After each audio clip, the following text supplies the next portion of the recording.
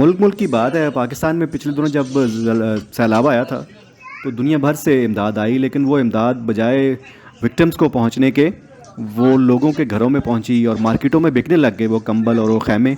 अब ये देखें, टर्की में जब ज़लज़ला आया है तो स्टोर्स ने अपनी रूटीन के बिज़नेस बंद करके वो सारा सामान जो विक्टिम्स हैं अर्थक्वेक के, जो फैक्ट्रीज़ हैं, उनको डोनेट करना शुरू कर दी है। काश पाकिस्तान में भी ऐसा हो सकता। वीडियो देखें और ज़रा जानें कि जो ज़िंदा मुआशरे होते हैं वो कैसे होते हैं।